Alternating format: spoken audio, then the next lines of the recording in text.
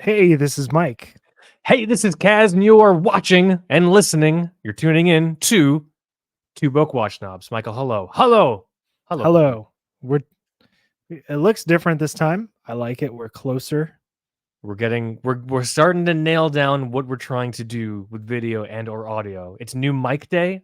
I have a new microphone. I hope I sound better as I adjust it We lovingly. match. We're microphone buddies. Microphone bros. Now, okay, so you have a green hat, I have a green wall. So now I just need a khaki hat.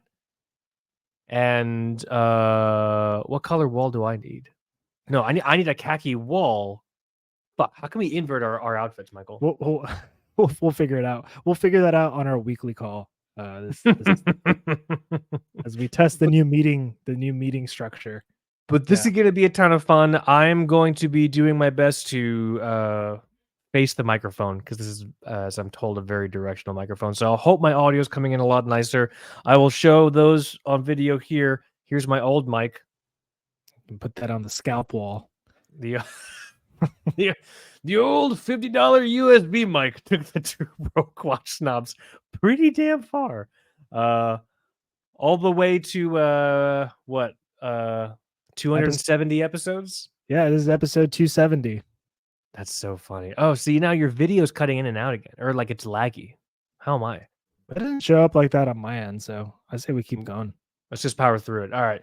This is going to be a ton of fun, honestly. For episode 270, this was an idea that I think a very kind listener of the Two Broke Watch Knobs shared with us, and it's something that I think cuts home pretty deep, Mike, for both of us. The topic is rebuying watches.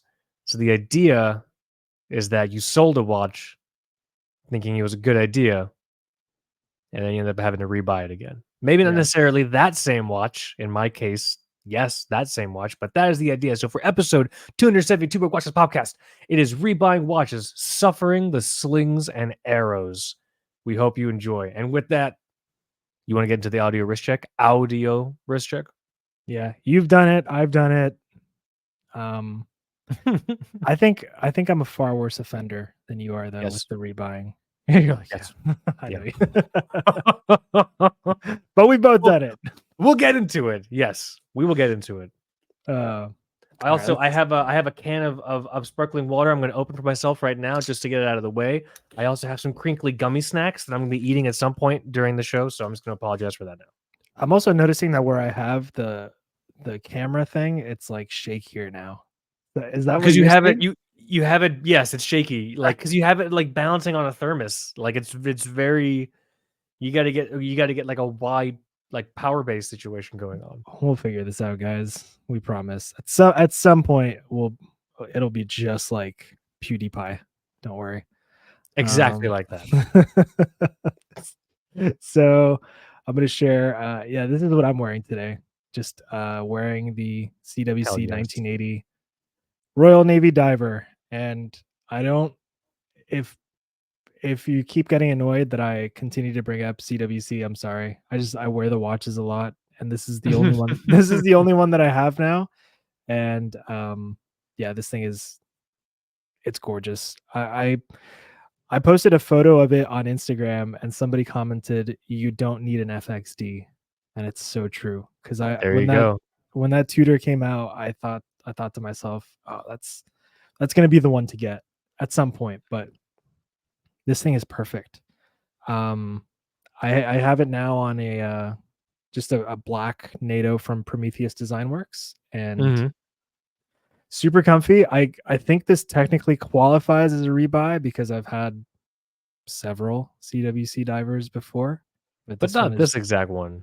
It's just a little bit different. Yeah. I think the rebuy it's the exact same watch or the exact same model / reference. Yeah. We can get into, I don't know, I guess some of the criteria of what makes it a rebuy, but yeah, this is what I have. Let me ask you something. Do you think I should get this bead blasted? Because it's pretty shiny. I don't know. That's something that came to mind the other day.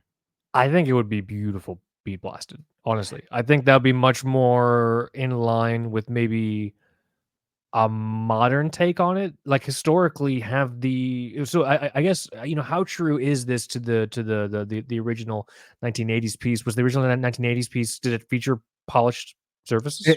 it was polished, yeah. It was polished, and it's funny, the original examples that you find today, they're Mhm. so they're so beat up and scratched up Of that course. they almost look brushed from so they were polished originally, and they're so old and messed up So that they that's look the brushed. question. If this is gonna stay in the collection for a while, and if this is gonna be like a proper quote unquote beater watch for you, do you want to leave it polished so it starts to accumulate and wear age, or do you want to just beat blast it and like tactical it out? I'm not sure yet, but I will tell you this, I decided that I am gonna do it for the Panerai. I love it. So, Hell I'm yes. I'm gonna send that. You're gonna I'm upset a lot of Panaristi out there. I don't know, I guess we'll see. Oh, My plan is to send it because 'cause I've had it for 5 years now. My plan is okay. to send it to Panerai to get its tune up. Yeah, 5 years, that's probably a good time. And then when I get it back, I'm gonna do that. Because I have a feeling if I send them the Panerai and it's blasted, they'll be like, "Oh, your warranty's void or something. We're not You're gonna have to." I'm pretty sure they would not like that very much. So, oh, I hope they don't listen to the show, somebody working there. They'll be like, "What?" When this one comes in, we're throwing it in the trash. I sent my Omega in through Mayors to Omega to get checked out, and that was a fear. Like I was afraid. I'm like, oh, they're gonna see it and throw it out for some reason. They're like, oh yeah, it's not real or whatever. But like, it's obviously it's fine because I bought it. Well, actually, I didn't buy. I got it from you. You and the Slack community got it from Crown and Caliber. That would be the worst plot twist if you get a letter, it's fake. It's Ugh. not though. It's not. It's getting its regular overhaul. I'm getting the clasp replaced, and it's getting some love. Yeah, you should ask about, I th I think you can possibly even get that back with a new box. You definitely should be getting some kinda service paperwork. You could even ask for, I don't know, an archives extract or something, which gives you the serial number with a bunch of production information and things like that. That's kind of a cool idea, actually. I've seen I'll people call do the. that for very old Omegas. So, yeah, that could be fun. I mean, why not? Heck yeah. But But this yeah, is definitely beat blast your Panerai, and I would think about beat blasting your CWC. Yeah, because some days I like it. Just this photo we're seeing now, the polish looks very nice It's against really cool. the glossy type bezel. But, yeah, definitely I doing love that to the I Panerai. love the low to no text on the dial. Oh, there's nothing. It's so good. It's just CWC. What is that down there at 6 o'clock? Little broad air? Oh no, little T, little It's tritium a T. it's a fake tritium T. That's what that is. It's perfect. Doesn't need anything else, and you got This some is numbers on it. this is the T, CWC. Here's some arm hair, just really close for those people that are into that close-up material. That's Yeah. so good. I'm glad. I'm glad you're still digging it. Yeah, what do you got?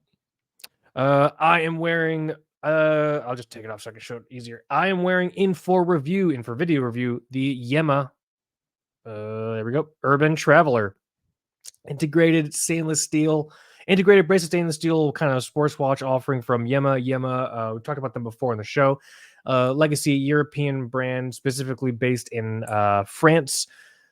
It's one of those European brands that suffered a lot of hardship during the Quartz crisis, and then they were owned by technically Seiko for a long time, and then Seiko didn't really do anything with them, and then eventually they ended back into private French ownership, and that's where Yema currently is now. So I'm fascinated by this watch. Ever since I heard about it and saw it, I'm just fascinated by Yema in general.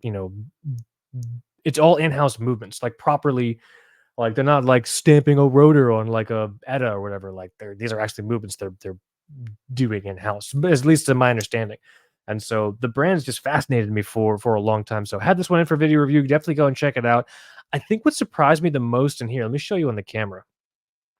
So it's integrated stainless steel sports watch, but you can see those center end links, they don't fold in. Oh, So this so thing wears sticks out a little bit. huge. Oh yeah, I was gonna ask you about that. Oh, So sorry about the siren. I can't even hear it. Okay, all right. Is it like unless it's like a metaphorical? Is like a metaphorical siren or like a No, literal? it's a real one. Okay, all right. At least the coyotes didn't start up because sometimes there's a siren and then it gets the coyotes going. It's super Dude, annoying. I've been watching a whole bunch of Expedition Bigfoot, which is a show. I think it's on History. It's either on the History or Discovery Channel. I can't remember. I'm streaming on Discovery Plus, so it's on one of those networks. But like, it's just 3 to 4 grown ass people chasing noises in the woods, and I'm on my couch watching it. It's going like, oh man, maybe I could find Bigfoot. Maybe I could find Bigfoot too. We can try. I'll do it with you. That'd be kind of cool. 2 broke Bigfoot snobs. It could be an episode. Could be an episode. It could be our lives, dude. Chasing Bigfoot around. But no, so dimensions on this are very, very interesting. I'll talk about this for a moment in case you're in line with me, very seriously considering this watch. So diameter on the timepiece is 39 millimeters. Now, this is where it gets interesting. The stated lug to lug width on the website, so lug to lug, the span of the actual distance between the lugs, the website claims it's 43.5. Okay, yeah, perfect. Mike has it up. If you scroll down, you'll see like the like schematic design of it. That's what I'm looking at there. Perfect. Here we go. The lug to lug stated distance is 43.5 millimeters. Honestly, it is closer to, obviously I don't have my fucking calipers here, so that's nice. It's I would say it sticks out a good 5 to 6 millimeters past that, truthfully.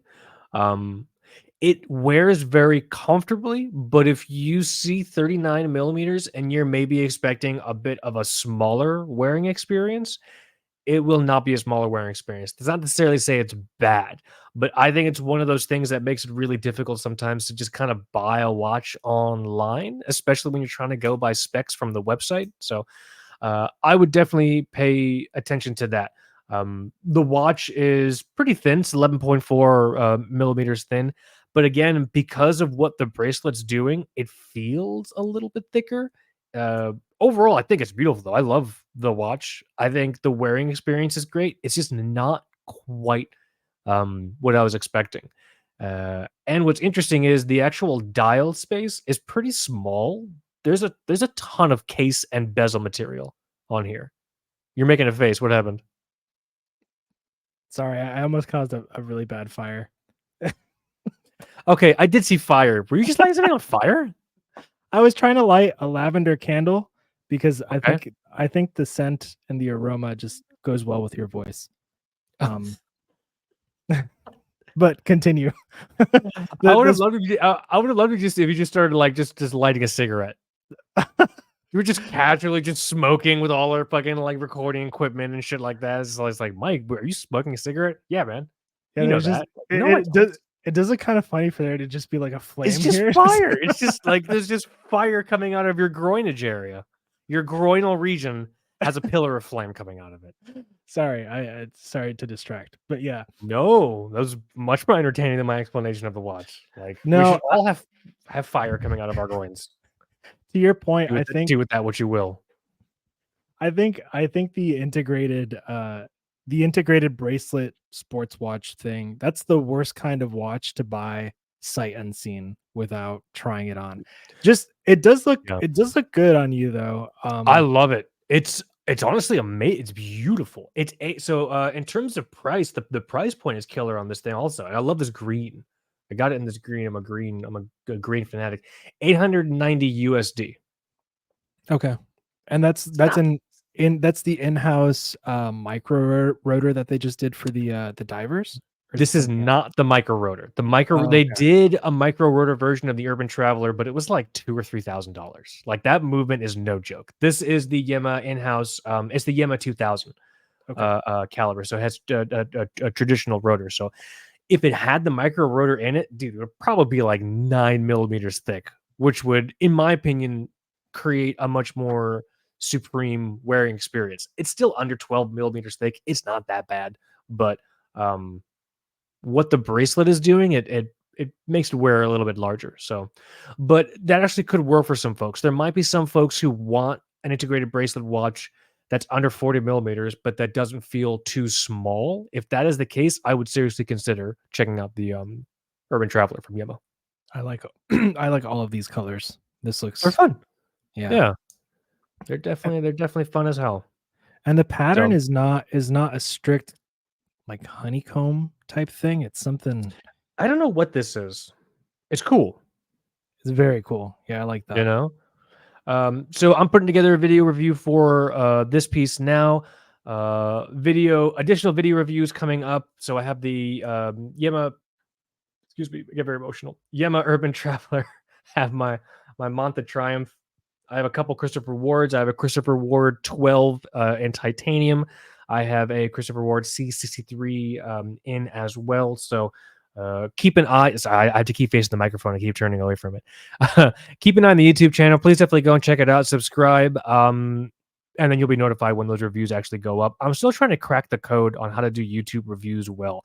I have the Gavox Longitude on there, but it's a half hour. That's way too fucking long for a watch review. That's like a Right? Simpsons episode. It's basically a Simpsons episode with commercials, and if you watch the credits as well.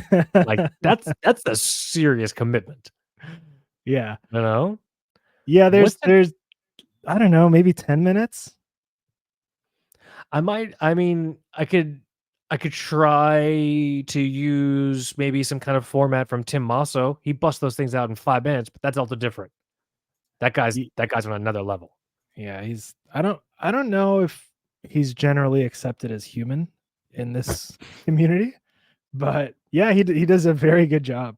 It's I was on his I was either on his or the Watchbox's YouTube channel. I can't remember if it's the same one, but I was watching a bunch of videos that he had done, and he was doing like the Tim Masso style watch review, but like at a watch show surrounded by a whole bunch of people talking, and like it literally looks like he elbowed his way to a watch, took his phone on his wrist and goes, "And here on my wrist today we have the XYZ. You'll notice these very interesting," and he just goes into it, but he's surrounded by chaos.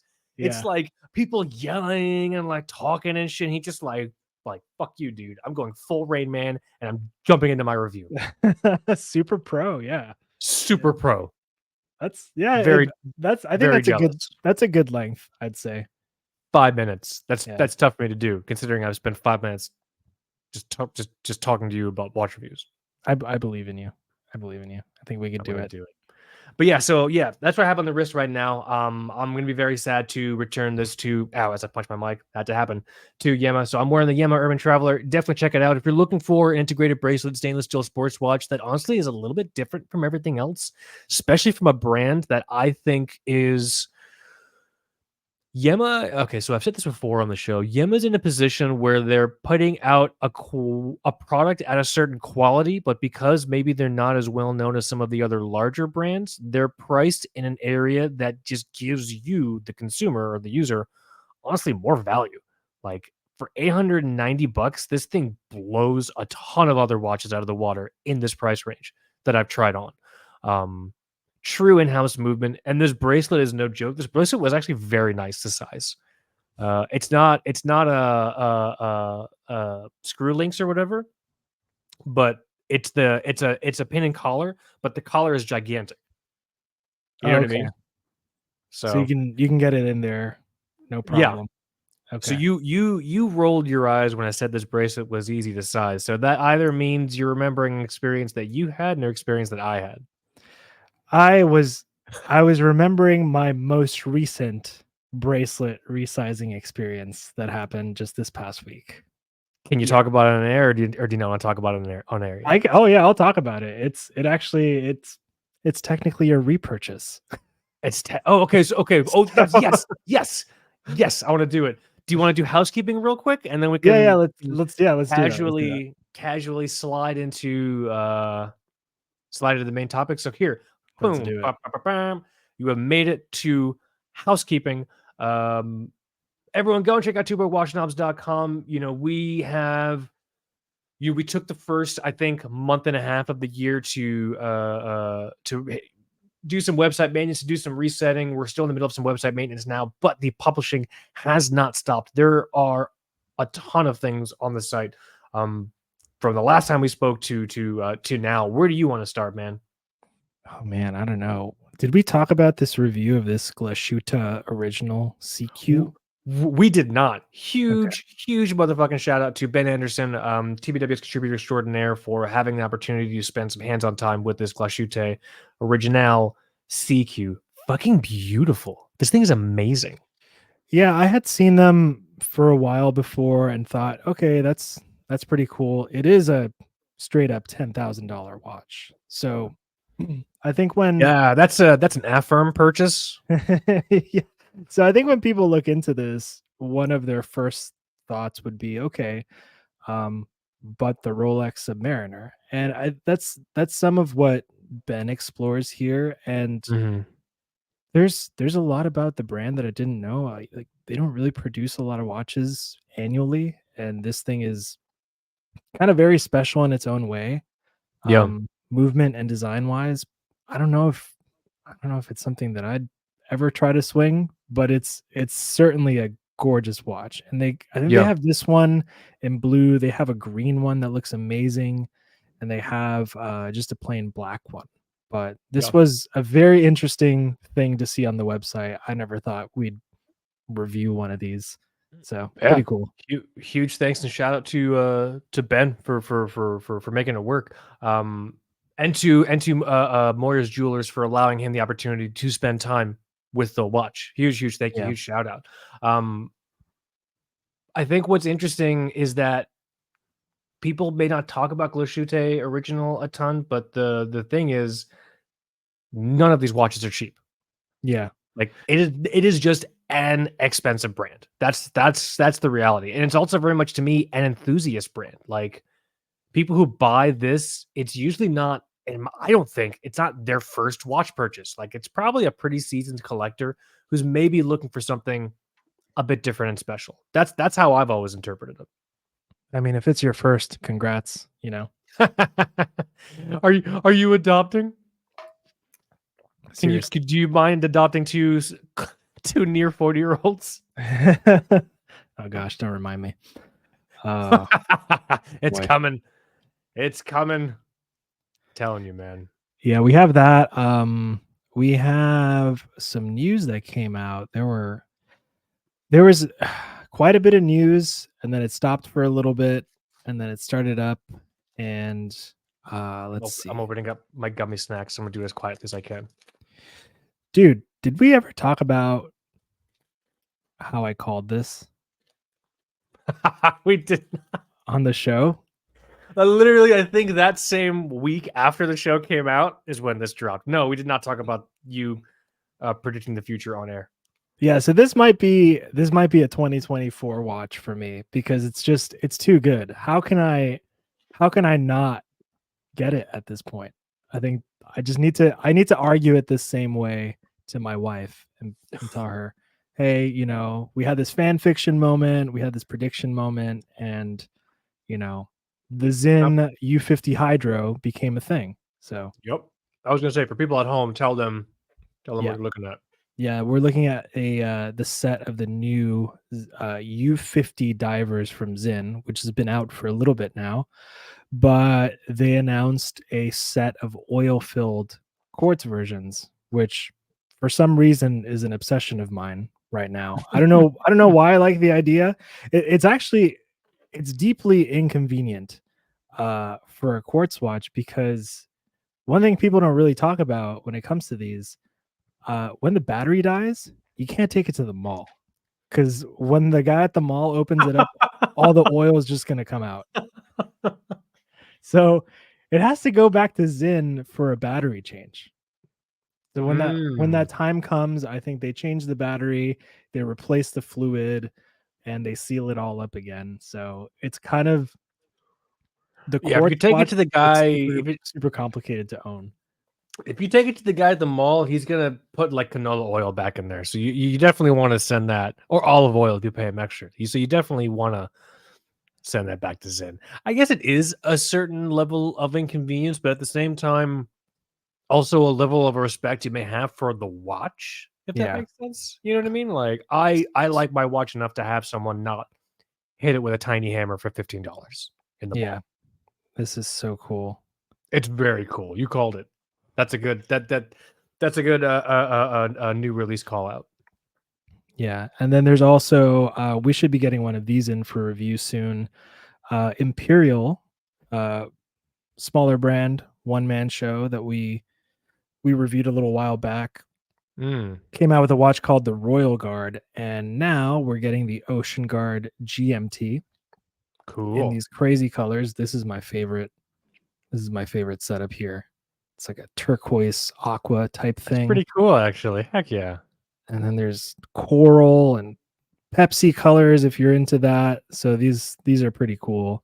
25 of each of these, by the way. So they're pretty limited. Super low production. Wow. Okay. Yeah. What are these running price wise? Do you have it in here? Yeah, these are about, so when they go on sale, it's going to be $4.99, and then 48 hours later, it's going to be $5.99. What? It's using the Seiko NH34. Okay. Yeah. I thought maybe it was the music. I thought maybe it was the Miyota 9075, and I was like, what? Yeah, I have a watch. I have a watch with that movement with me right now, but it's super top secret. Super duper top secret.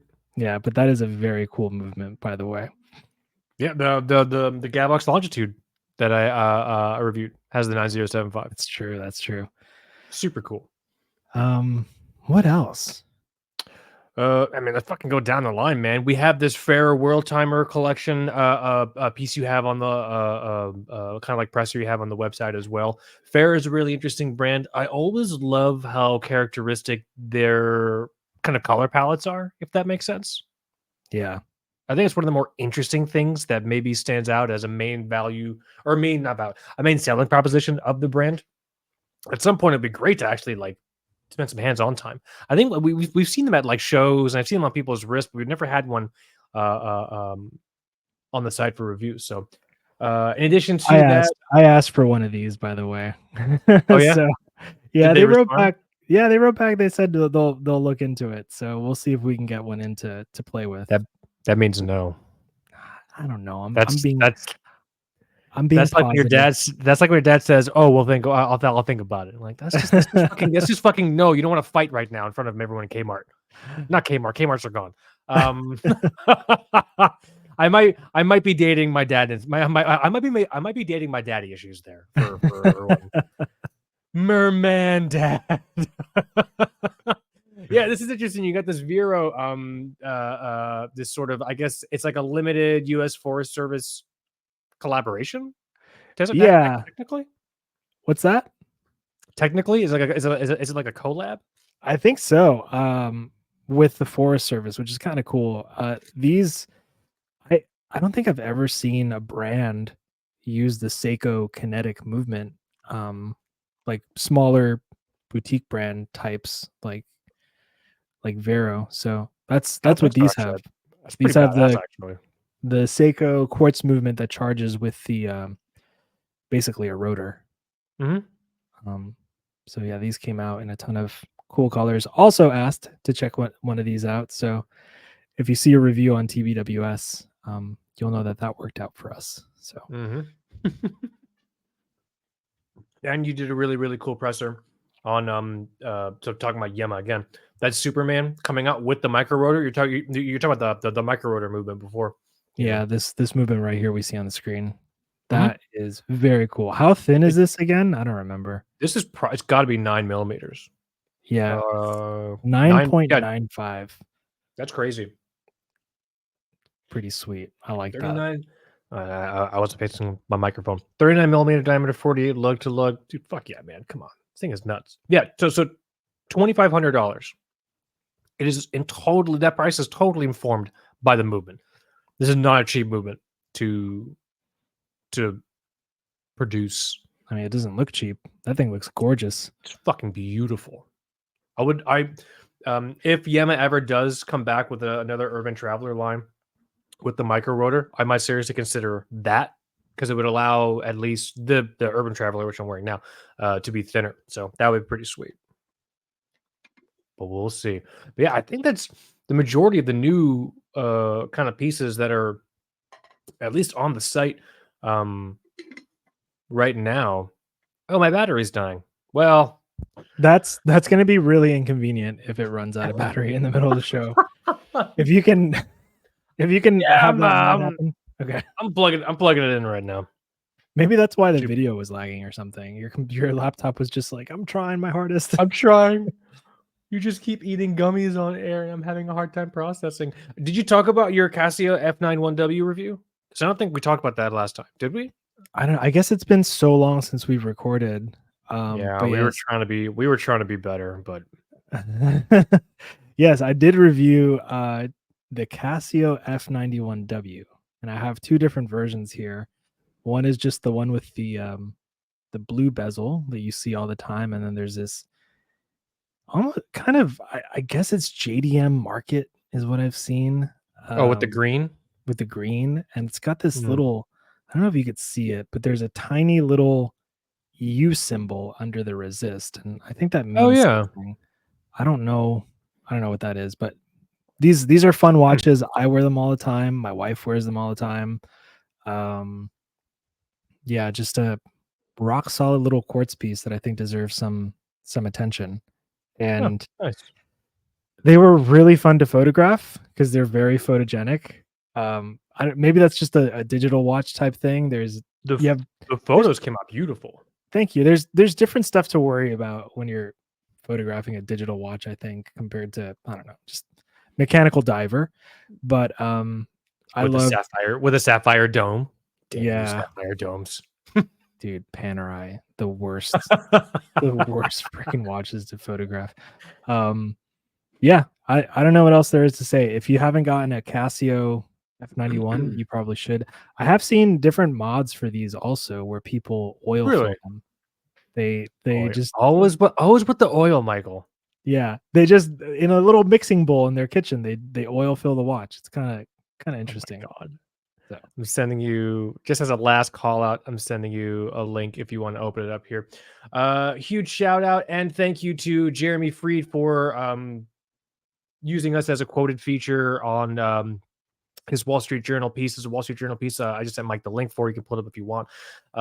Stylish watch. So the it's part of the buy side Wall Street Journal kind of section. So stylish watches that only look expensive, chosen by experts. Apparently, we're an expert in this. That's you. Our podcast is called The Two Broke Watch Snob. So I gave a really nice, fun call out to the Casio MDV in regards to, it's basically like a $50 or $75 watch, and it has all the classic hallmarks of, quote unquote expensive divers. So huge thank you to Jeremy Freed for allowing us to be featured, or at least allowing us the opportunity to be featured in there. And then huge thank you also to Wall Street Journal for letting them do it. Please don't look too into the podcast. And then please don't Google us. But yeah, thanks to them. That must have been fun to put together. I've never seen this one, by the way. I've only seen the one with the black bezel. I never saw the one with the Pepsi. They released a new series of colors. There's a two-tone one, there's a green bezel one, there's this Pepsi bezel one, there's a blue bezel one, I believe, as well. I think a year or two back they released a bunch of new ones. So an affordable Smurf. That's what I'll get. A blue bezel. That's $75 Smurf. Nice. Boom. So yeah, huge thank you, huge shout out. Tons of fun. Let me see here. Shall we effortlessly glide into the main topic? I think it was pretty effortless. I think that was good. That was good. We were on top of it. I think I have to face the microphone. How's my audio so far? How's it? Because I can't hear myself. It sounds good. Okay. We should fix that issue of you not hearing yourself. Yeah, I'll figure it out. What was I gonna say? I think the watch rebuying thing is something that I didn't really experience until relatively recently in my like watch buying career. And so just so we should probably define what we mean by watch rebuying. I think we talked about it a little bit at the beginning of the show, but when I'm talking about rebuying a watch, uh let's use a very salient example. Let's say you had a SKX 007 and you've had it for a while, Yeah. right, Mike? Yeah. You decide you're I like think you're I like, think I "What?" know. I think I I know what you're talking about. you're like, "You know what? I wanna pare it down to the essentials. I'm gonna sell it." And you sell your SKX 007. And then a few months pass by and you go through collector journey changes like everyone does, and you're like, "You know what? I think I really do miss that SKX 007." And then you go and just basically buy the same watch again. Yeah. I think Or a version of it. Like maybe like the SKX, but in one of the different dial varieties that have existed over time. yeah, so that's how I joke about the Seiko turtle, the black dial, Oh yeah. because I've that's been a rebuy, I think maybe 3 or 4 times. I was gonna say three. It's been 3 or 4 times now. It's a great But watch. but every single time it's technically different. So, um, those The one fruit you have snacks look now. really nice, by the way. Sorry, yeah, they're the Welch's fruit Oh, we snacks. have a bunch of those here. Okay. We bought them at Costco in like a giant motherfucking box. They're really good. So sorry, I didn't have a proper lunch. So It's okay. you're all It's okay. watching. You're all watching me eat fruit snacks and drink Costco seltzer. I'm just a fucking Costco ad right now, dude. I mean, if they wanna sponsor the show, I'm okay.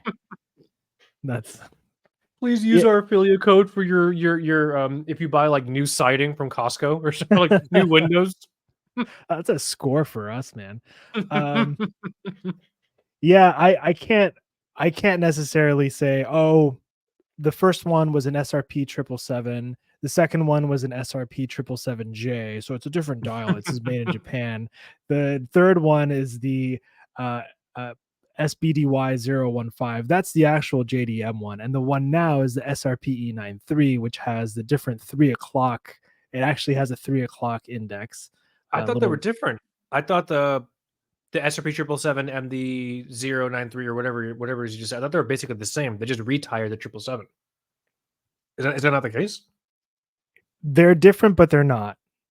So the dial is a little bit different. Cool. Okay. Sweet. Yeah. So, but I would still call that rebuys. I'm not gonna tell myself. I do try to lie to myself and say, oh, it's technically not. I didn't buy the Well, same what's watch. the is there a negative connotation with the rebuy then? I think yes. I think people tend to make fun of that. I make fun of myself if I do that. I've done that. Oh, okay, let me ask you this. What if the watch is improved in some way? Because I had an old Marathon Navigator, which was it was the resin case, plastic crystal, plastic crown. And then I got the new one, which was resin case, sapphire crystal, steel crown. So is that a rebuy? I don't know. Or is it No, the I Gen think it's 2? what if I had a Porsche 911 Turbo in 1995 and then I sold it and then I bought another Porsche 911 Turbo in like 2010. That's obviously, a whole bunch of different upgrades and blah blah blah blah blah. Like, yeah, those are both Porsche 911 turbos, but You just you like know, them. You like Porsche 911 turbos. but they're different. You know what I Yeah. mean? Like, And now I'm looking at the Steel Navigator, and I found out that there's one with a white dial now, sterile. It looks incredible. that's pretty badass, It actually. looks incredible. So I don't know. That might be a rebuy. But then sometimes it's the same watch, like the same actual watch, which you have Like what I experience with. did. I think I committed the most ridiculous and egregious of rebuying sins. I Oh, literally I've done bought it back too. this. I've done Oh, it okay. too with the I was, Mellor 72. So oh my don't god, feel that's right. alone. Don't feel alone here. I went through a great and cataclysmic purge of my collection. I think a few years back now. And in the process of that, I like a fucking idiot, like an idiot. And I remember I told you I was doing this, and you're like, you sure about that, buddy? I sold my Slava Medical. Yeah. I was like, yeah, I was trying to be like all cool and be like, and I had my time. It's time to move on from it. But just trying to, trying to sound cool and nonchalant about it. And for a little while, I was fine. I think for a little while I was fine, and then I wasn't fine anymore because every now and then you and I would be talking and we would bring up the Slava Medical, or like I would remember my journey of getting that watch. It took me a long time to find that watch, and then eventually I sent a message out to old time OG TBWS listener, friend of the show, Ben. Because he bought the watch, and I was like, hey man, can I buy my watch back? He was so nice about it. And that can get kind of crazy because I've noticed myself. I had maybe a couple weeks ago, I had a moment where I just came to the realization that all of my new favorite watches are my old favorite watches. So it's just one of those things. And there, it gets kind of creepy when you track them down. Like I know who you are and where you are and which watch you have. So there are a few watches in my head that I had a while back, and I know who owns them, because when you're kind of weaving in and out of these different online spaces, or like this Discord server, or this Slack, or this forum, a lot of the same people kind of intersect within those places, and you find like, oh crap, that's mine. I sold it to that guy. I see him sell it to that guy. And I'm kind of tracking a few pieces, and I'm thinking about reaching out for some of them. So I've considered doing that for 2 watches. Let me see if I can find. I think I know one. Is one of them on the website? Is one of them what? Is one of them on our website? Yes. Well, okay. So there's 3 watches that are in my mind currently in play for rebuys. One of them is realistic because I know exactly where it is. Yeah. Two of them are not, and it actually kind of hurts a little that I don't know where they are. So the first one I would seriously consider rebuying. I'm not going to. I've had my time with. I'm being cool again. I've had my time with the watch. It's fine. I would, but a top contender for series rebuy for me would be the my Orient Star. Not my. I shouldn't say that. My old Orient Star GMT, the WZ0071 DJ. Fucking amazing watch. I wouldn't be pining for my old watch if fucking Orient got their shit together and released a new line of Orient Star GMTs. I don't want any more semi-skeleton, open hearts, power reserved, whatever, like Orient Star. I mean, you can keep power reserve, that's fine. I just really need you to get your shit together and put a GMT out. Like, that would be amazing right now. Because I don't want to buy my old watch back. But I will if I have to. Yeah. That's one that I thought, because I think the person posts some really nice photos of it, and we see it in the same place. Yeah. It's like, oh, that's it's beautiful. It's made its rounds. A ton of folks have either owned it or they've spent time with it just to like hang out with it. Great friend of the show, Just Watches, had on his channel to review. Everyone go and check out Just Watches on YouTube. Honestly, probably one of the more. I'm saying this as someone that's also trying to make watch reviews. Just Watches, and I'll try to remember to put a link in the description here on our YouTube. Just Watches is probably one of the more purer watch review channels out there. No bullshit, no gimmicks. It's just a very intelligent and thoughtful person talking about a watch. That's what a watch review needs to be. Yeah, some of them are like Michael Bay films, and I mean, good for you if you're pulling that off. But geez, man, I wanted to look at the hands a little bit closer, or like see the case back. I don't know. It's too funny though. But yeah, go and check out Just Watch. See, he had my Orient Star. I shouldn't say he had the old Orient Star on his channel to review. 2 watches. Let me pull this up here so I actually have the name, because it's been a long time. 2 watches that I don't think I'll ever see again. Do you remember what was it called? Suspenseful. I'm so sorry. I'll describe it the best I can. Do you remember the first quartz chronograph that Brew Watches put out? It was the kind of TV one. Yeah. Yeah, the square one.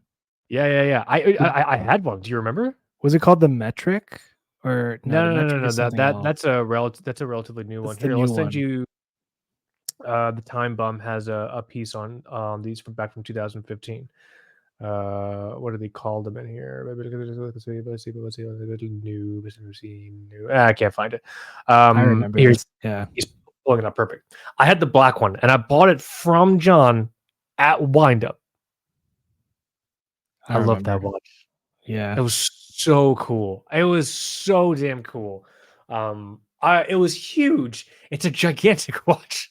Yeah. But it was always so badass. I always loved wearing it. After I sold it at a pretty rough spot in my life where I just needed some fucking money, man. All right. Yeah. And I sold and then that's the other watch I'm talking about, literally the same situation it got sold in.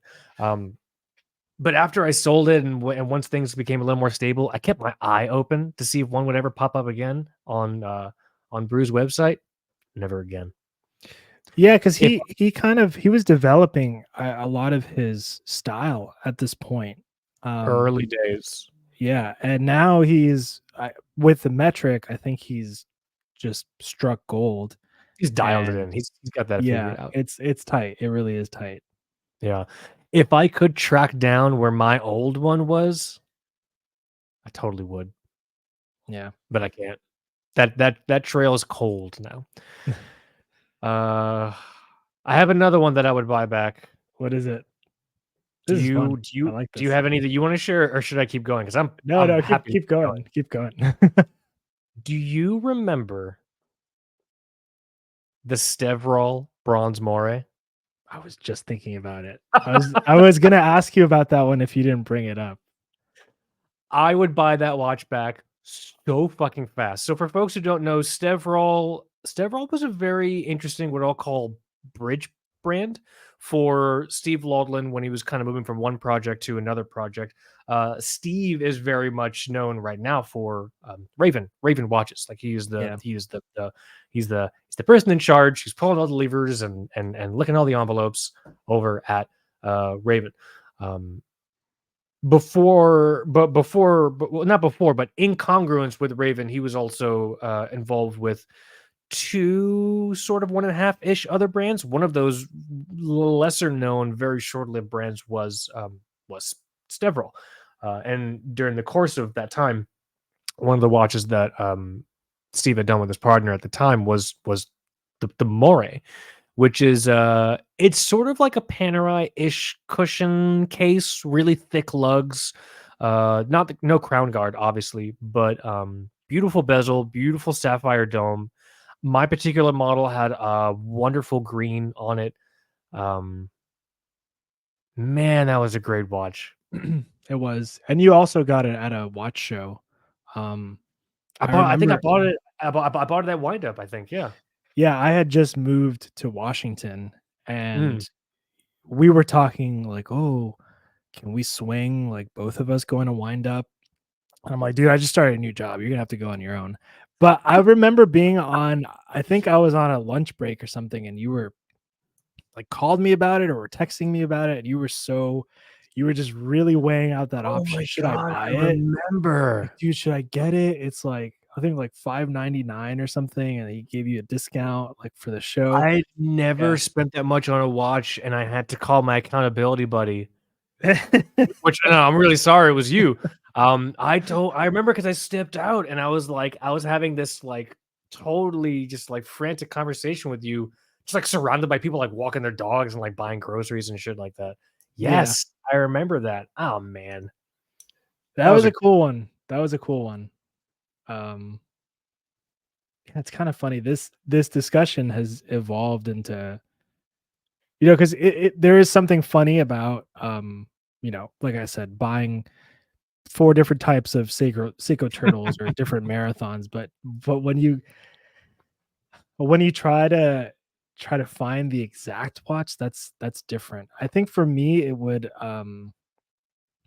one that is possible, I think, would be also a Raven. Do you remember the Trekker that I had? It was a series, I think it's technically the series 1 Trekker. Totally blacked out. That's what would have been called the RT07. Okay. And I could be wrong. That was limited between, I forget the number. It might have been 15 to 25 pieces. Yeah. That's it. That was a great watch. I think I know who has it. But if you still do, you maybe send me a message. Keep an eye on your email, man. That's funny. That was that watch for me. I associated with you for a long time because it was a very strong wear for you. And I remember being so excited because it was the first time I had a watch with a 9015 in it, and that was just such a hot movement at that point. I'm pretty sure had that too. Damn it! Now I gotta find that watch, Michael. Another one that would not be possible because I don't, deep in the bowels of the TBWS general contact inbox, there is an email from somebody that said, "I'm a watch guy. I went to a wedding and there was another watch guy there, and he's the guy that you sold your automatic tritium dial CWC diver to." The very first auto CWC diver that I had, it doesn't have the 80s reproduction dial like the one that I'm wearing now. It has the later one. That guy, that's where that watch is. How did he know that was your watch? He must have talked to the guy. I guess they got to talking or something, and that's the last I ever heard of that watch. So that would be, I don't think that would be possible unless that person is still listening to the show or something. I know where somebody has written in recently about the quartz one that I have or had, the 80, what was it, the 83 reissue or something. Right. But I'm pretty satisfied with my 80. I think those are the big ones. If I were to track something down, I'll track down my Bronze Moray if you track down your Trekker. Let's do it. I mean, I don't know how. I honestly, I don't think I'm going to find that. I don't think I'm going to find my watch again, but maybe I can find another one. I just Googled, because you just sold it to a guy, right? Just like a dude. I just sold it to like a dude, man. I sold someone on Reddit who made a watch exchange thread saying like, "Hey, I want to buy a bronze watch. Does anyone have anyone like a bronze watch?" He wasn't even looking for this watch. He just wanted a bronze watch. Oh, I know of another one. My Tornek Reville TR660. I sold it to someone that recently? Recent, yeah, and they live in this state now. So you can hunt them down. Oh yeah. Probably not hunt them down, but yeah, I know where it is. Yeah, metaphorically hunt them down. Yeah. Not God, no, we wouldn't condone manhunting. No, that he's the proper man between the two of us. I would be hunted back. I'm gonna hunt you back so motherfucking hard. Michael was like, "Oh, I just want to see how you were doing, man. I'm so sorry." Okay, that's a good one. Gosh, that's a good one. I'm trying to think. Now I'm just looking at Bronze Morays, dude. I think one of the mistakes I made. We've talked about if you get rid of a watch, it's because you're getting something similar and that's better. I used to be all about that collecting concept, but I'm really not anymore. I don't know how you felt about it, but that's where I was when I had the Halios Fairwind. Oh yes, I had it. I was happy with it, and I thought, oh, this is cool. I will eventually get rid of this and graduate to the Black Bay 58 Blue, which is a cool watch, but it died while I was Yeah, sleeping. I was gonna say is The Halios didn't do that. So nope. that's a pretty cool one. I We- wouldn't mind But you know where checking it that is though, down. right? I think. I don't know. Maybe. I'm not sure. But No. I I think I remember I remember who I sold it to, but I don't know if they still have it. So some of those things Okay. might have like changed hands. Um but yeah, and then there are just watches that yeah, I'm never gonna rebuy I'm never gonna rebuy an Explorer 2 Polar Dial. Like that. Right. That's another Won't thing feel to like a take into rebuy. yeah, that's not a casual like, yeah, I'll just pick another one up, you know. But that did happen recently with the Speedmaster. So You were saying, tell me more. yeah, that's back in the collection, but it's not the same one. It's like you were saying with the 911, like Yeah. new movement. This one's the Sapphire Sandwich. Um Okay. and I'm net not a speedmasterologist. So what was the reference of your old one? the old one was the 3570.50. I think that's what people will usually call it. And it had the caliber 1861, That I which remembered. yeah, the service intervals on that not fun because I remember getting it and immediately taking it to get serviced, and then I think 3 years later it was kind of giving me problems. Wow. And then I went to an Omega boutique and they said, yeah, that's normal for this movement. You just have to send it in again. Like I feel like I circulate watches. That wasn't an everyday watch. So Mm. um I got rid of it. I knew who had it for like the person that I sold it to, I think also sold it. And then when he did that, I thought about reaching out again, but then I didn't. And now it's the one that I have is the 3861 movement. So that's with an upgraded bracelet that's very, very nice. And the next evolution of the 1861. So Okay. So 3861 and 3570 are different numbers. yes. So I would I'm good. I'm in say the clear. I think you're in the clear. If it was like 3570.5 and 3570.6, I'd be like, okay, well, Yeah, let me it see. might Actually, be a rebuy, but these feel like different watches to me. this is the one that I have now. This is so you see it with the this open case back, Right. and this We all bracelet's really cool because it actually kind of like what you were showing with the Yema. The old Speedmaster bracelet had those end links that popped out. I think they're called right. male. This is female end links that just they drape straight down. So the watch actually wears. It feels like it wears smaller, and it's super super comfortable. This bracelet actually tapers from 20 down to I think 15 actually. Oh wow. So this little clasp here. The funny thing about this clasp, and this is a good photo to see it. So these are the only micro adjusts. So you just Okay. get these two little micro adjusts.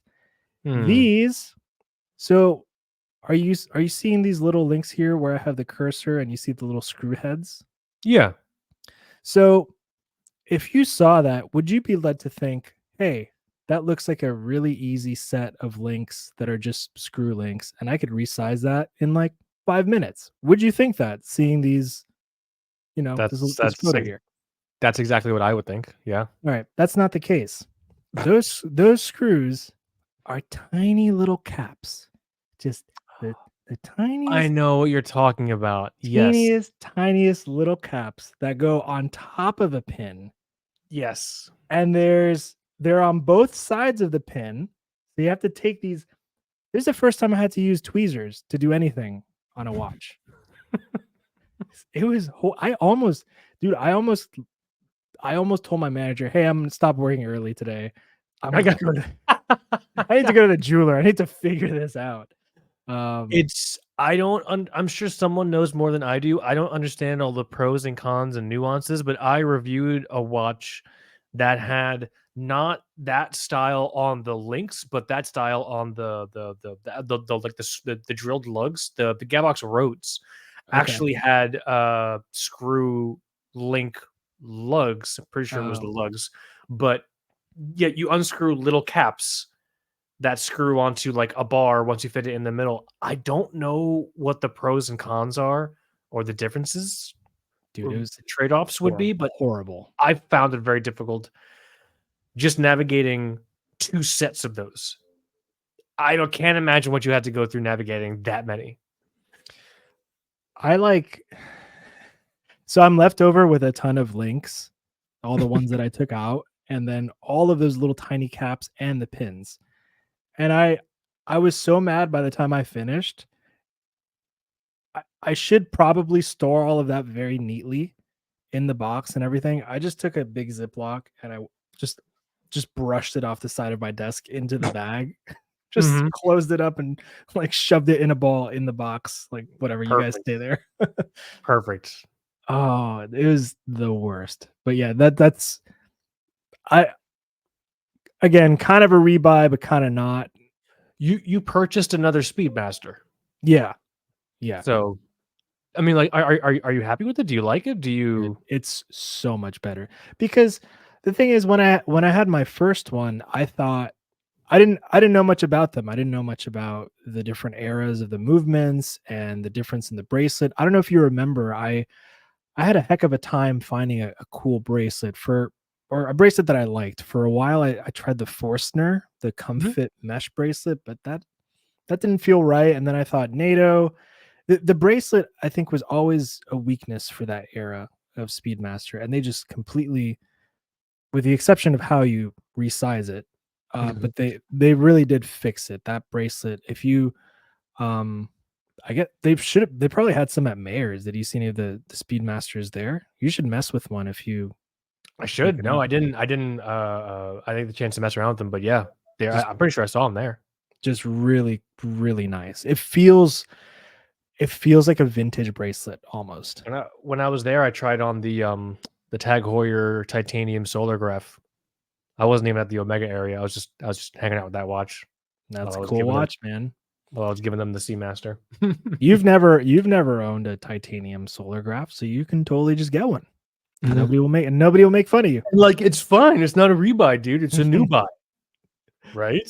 I think talking it's just I don't know if this is therapy making me think this way, but I don't think there's anything wrong with it. I don't know. With rebuying? No. No, I don't know.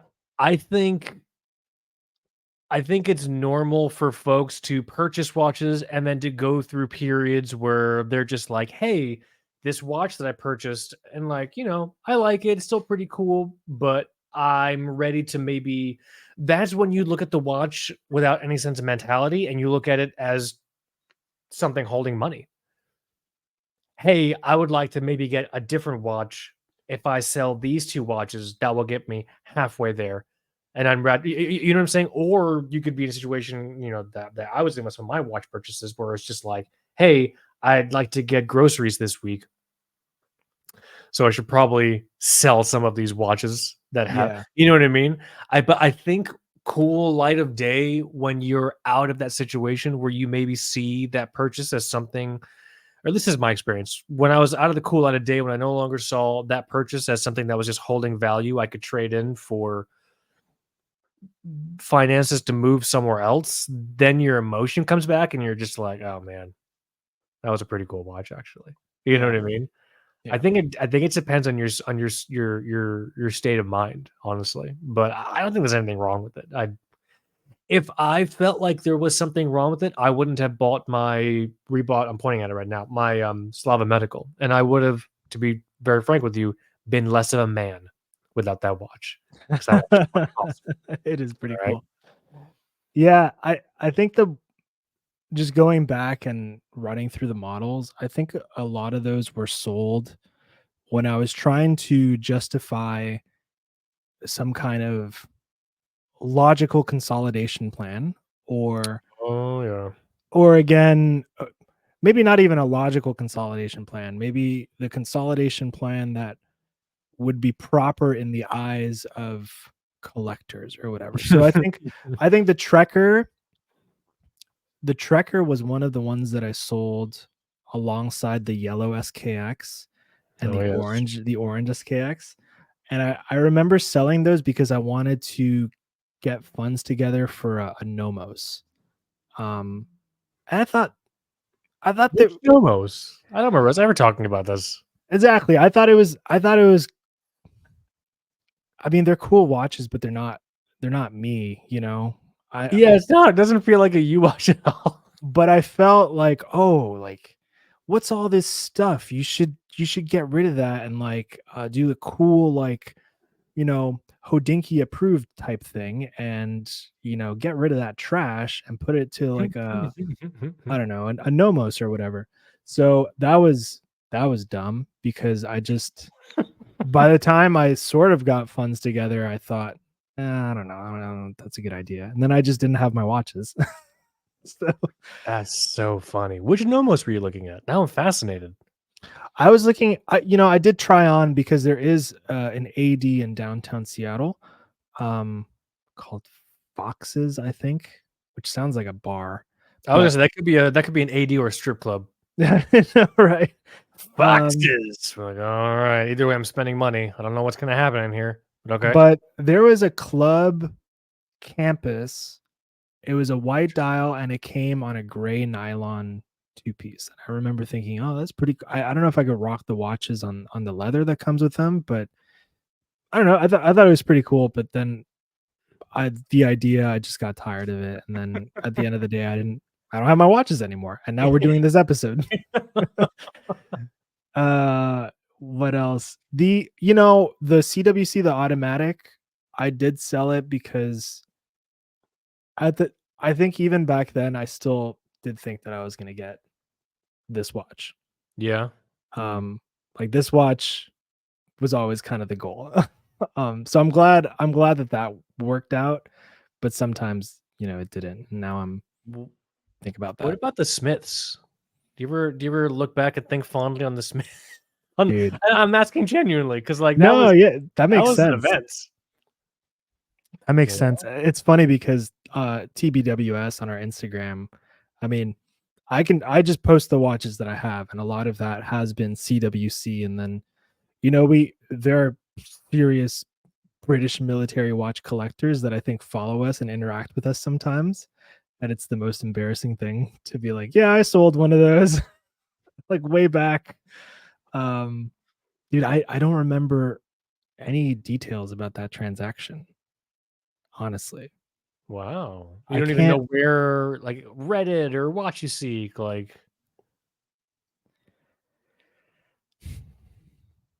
maybe Reddit. Yeah, I honestly, oh no, it might have been eBay, actually. Holy hell. All right. It might have been eBay. So it's lost. You're never seeing that watch again. Yeah. And I think it might have even been international. So wow. It wasn't it someone in Canada? I could have sworn you told me. Oh no, you may have bought it from someone in Canada. I bought it from somebody in Canada. That's what it was. Okay. Yeah. I don't know. If you know who you are, I don't think you would know that I was who I am now on this show. So like, I don't know, you might have just bought a Smiths, but yeah, that thing is bought a Smiths from someone in South Florida. It was Michael.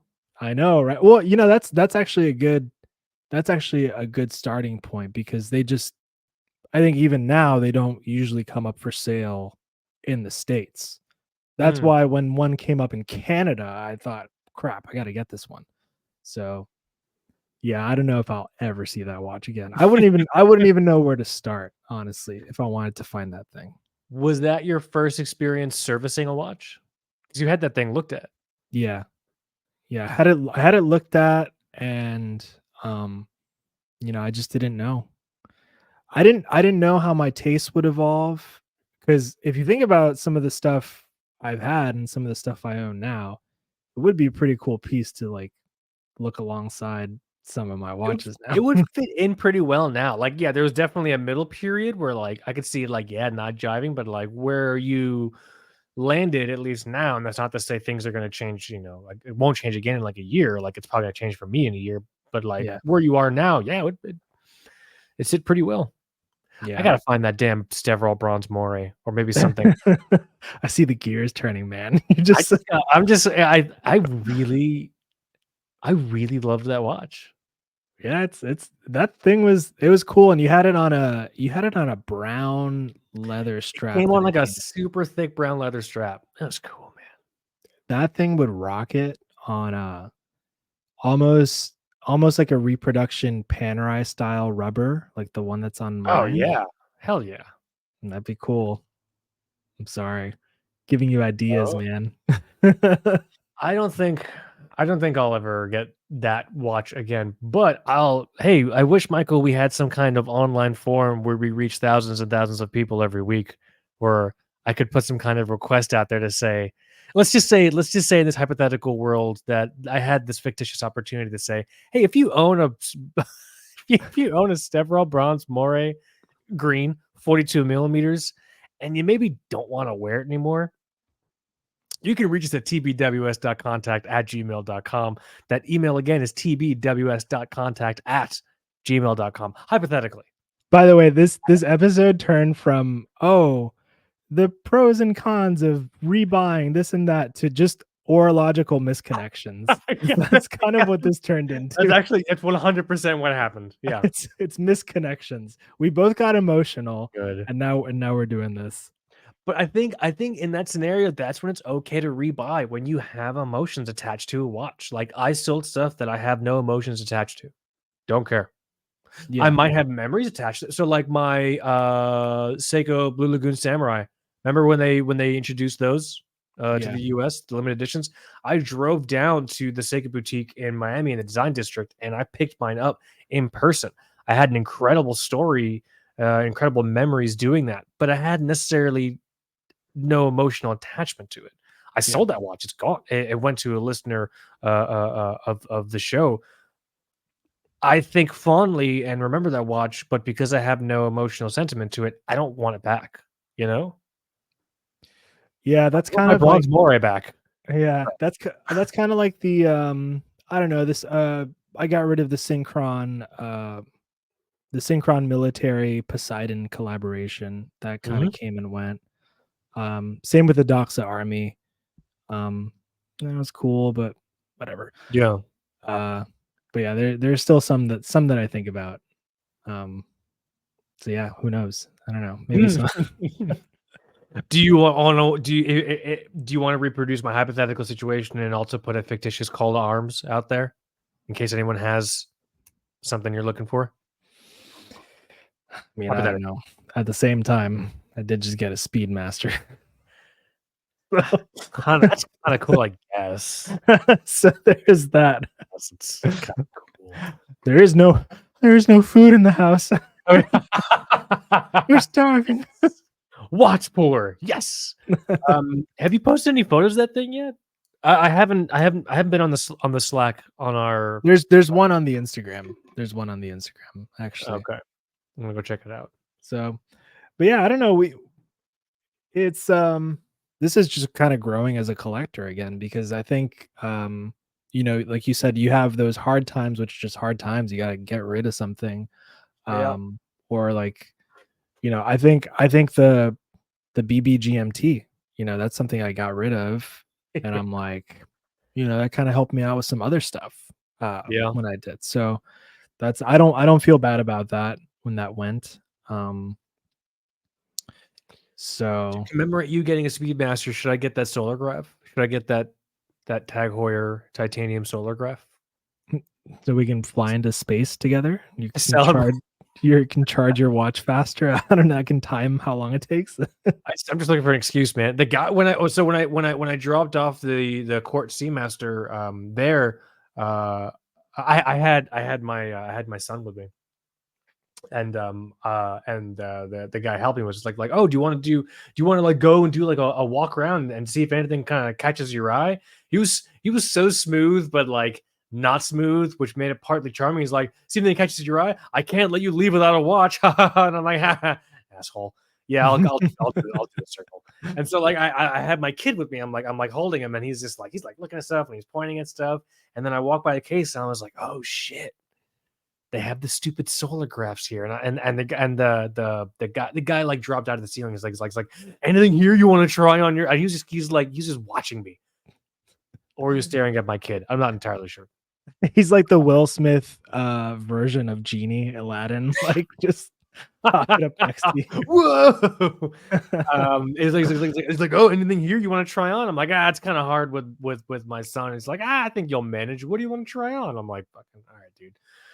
I'm like, I'll try on the solar graph, and he's like, oh, these are really cool. I'm like, yeah, that's why I asked you if I could. And you liked it? You liked it? It was really cool. It was super light. Okay. It looks like it fell. It looks like it was crafted from a meteorite, because it's not. It's not. So okay, I always pull this watch as an example. So this is my Grand Seiko SBGV223. It's titanium, but this is a very highly refined version of titanium. This thing has different polished surfaces. It's a mixture of different textures. That solar graph was not, quote unquote, refined, if that makes sense. Like, it looked very raw, but that the blasting, the bead blasting is very coarse on that watch. Yes, it added to the appeal. I thought it was badass. Okay, I didn't know that. I didn't know you'd like that. So that's cool. It's good to know. It was kind of cool. It was, because to me that's like the watch. Oh yeah, perfect. Yeah, we have this piece on the site. On a NATO, this could be like the watch you just wear like on a crazy like outdoor vacation. Not that I'm predisposed to going outdoors or going on vacations, but like if I were one of those people that went like camping or something like that, like I would totally wear this on a NATO. We're all just LARPing, man. We can admit it. That's what we're doing. We're all just, you know what I mean? But I think it's fantastic. I'm also on this. I'm on a really long-term titanium kick right now, and I feel like this expression of titanium next to my Grand Seiko, that would just be so cool. Those are totally polar opposite watches. But you and I are looking at totally different titanium watches now. I'm looking at the new 37 millimeter, basically snowflake version of your Grand Seiko. Yes, that thing is very cool. We have a piece on the site, on the TwoBrokeWatchSnobs.com site for that as well. That thing is also freaking gorgeous.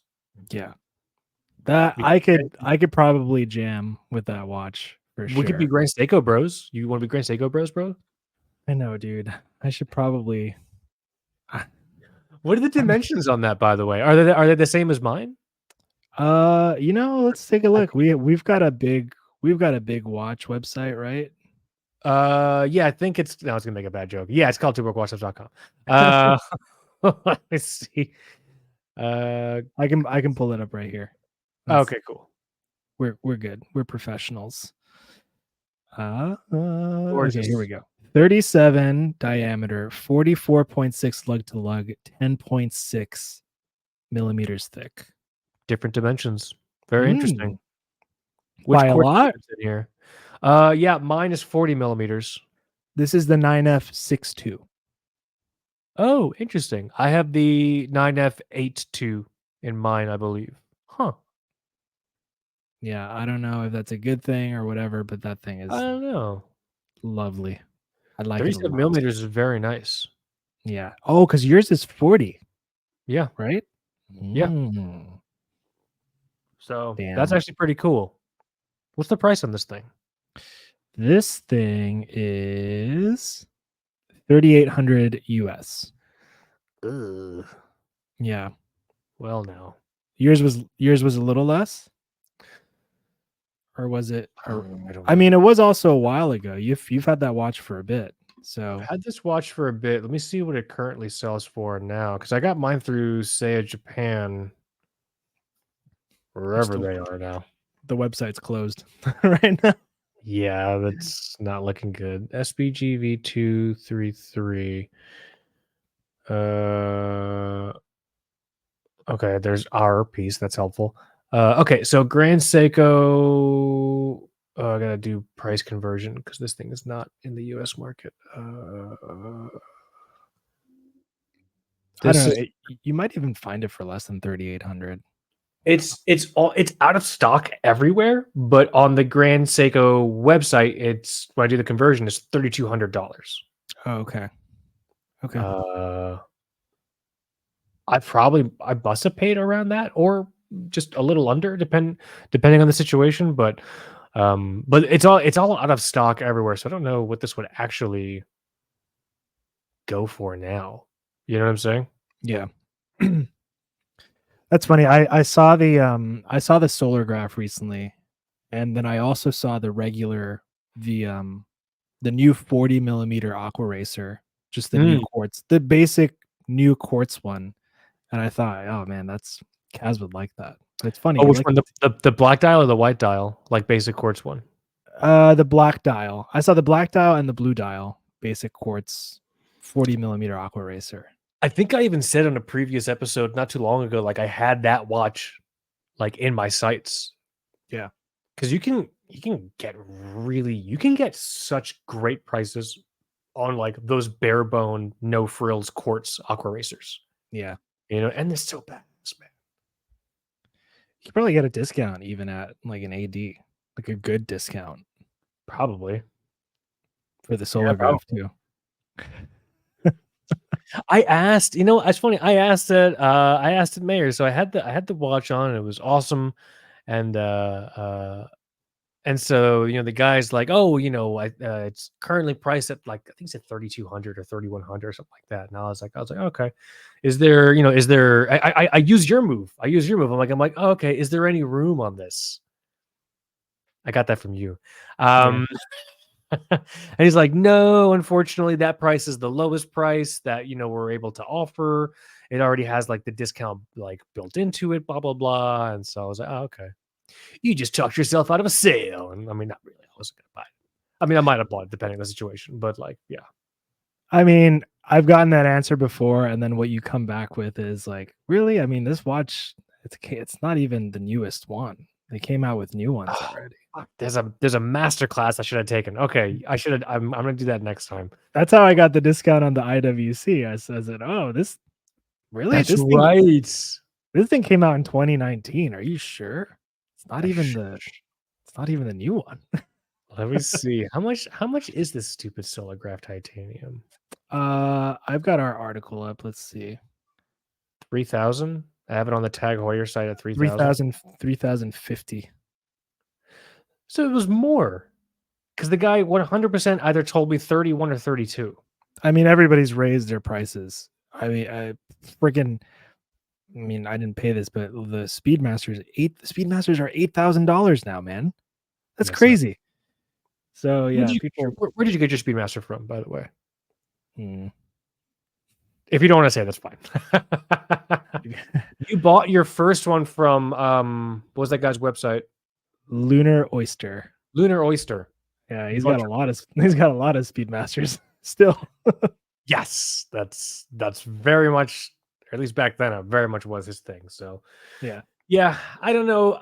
I don't know if this solar graph is in my future or if it's one of those just bare bones quartz aqua racers, but I definitely want to get a tag at some point. Nice. I think I'm feeling it. I know what to get you for your birthday. Don't get me this watch for my birthday. Just show up here. My gift will be hanging out with you and your wife. I'm gonna find your Stevral for you, and then you find me my Trekker. That would actually be epic. That'd be very romantic. That would be amazingly romantic. Like, hell yes. We should seriously consider that. Nice. I like it. But that's it. I don't think there's any stigma with the buyback. I think it's totally normal depending on where you are in your collection journey. Should we argue, Michael, that it's weird if you never think about buying back a watch you sold? Is it normal? Does everyone think about buying watches back? I think I think there are definitely some people like that just like can sell something and never think about it again, for sure. I can't do Dude, it happens with guitars too, man. Oh my god, that's a different episode. that. How many Telecasters I've had? Oh my god, that's actually kind of funny. Yeah, maybe it is a little abnormal. I don't know. I feel like everyone thinks about it. So okay, let's do this. Either on Instagram or on YouTube. Let us know if you've never thought about rebuying a watch that you sold. If you're just like, yeah, it's cool. I never thought about it. I mean, like, I kind of find that hard to believe because I'm thinking about it, and I feel like everyone I've talked to, even people that have sold watches, they'll miss them. Yeah.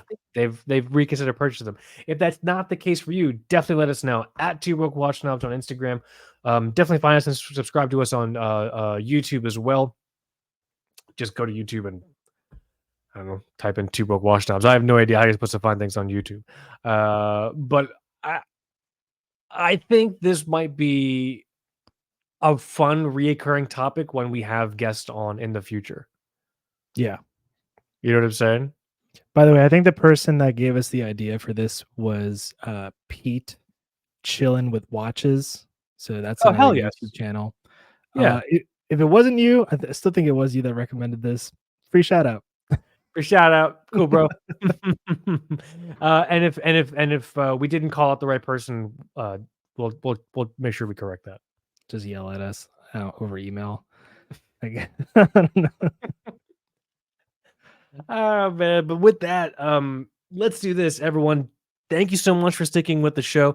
Definitely check out the website, twobrokeWatchSnobs.com. Definitely check out the YouTube channel, check out the Instagram as well. We have a lot of really fun things going on right now. We're creating a really fun, robust, I think, internal process just to keep putting cool stuff on the site and on the YouTube channel. Video reviews, press releases, of full articles, trying to expand the types of timepieces that we're trying to just feature on the site. We want to try to feature things that you wouldn't necessarily see anywhere else. With that said, if there are any brands or any pieces that you'd be kind of curious on us checking out, definitely let us know. Always open to suggestions or ideas. We have lots of opportunities to just kind of take that feedback from everyone that checks us out. So let us know your thoughts. Hit us up at tbws.contact@twobrokeWatchSnobs.com. I messed our email up for the first time, I think, Michael, in 7 years. I finally fucked up our email. tbws.contact@gmail.com. You can let us know if there are any sort of watch reviews or brands or anything like that you want us to feature or cover on the show. But I think that's it. I'm excited to hear what people's thoughts are. If you've never thought about buying back a watch. Now we're gonna part ways and be sad and sentimental about the things we're missing. If you have my Stevral Bronze Moray, please reach out to me. Please email me. Nice. tbws.contact@gmail.com. That's good. Good episode. I like it. I think it's that time. Hopefully my audio was a little more on point for folks. So appreciate everyone putting up with me using the old, what is this? Blue Snowball. Logitech? Listen, I have no idea. The old Apple. I have no idea. This is a blue. It's a ball I talked into for 7 years. Yeah. Now it's going to get retired. I think it's that sad time, Michael. Thanks for listening, guys. My name is Mike. And this is Kaz. You have been listening and watching Two Broke Watch Snobs. Later.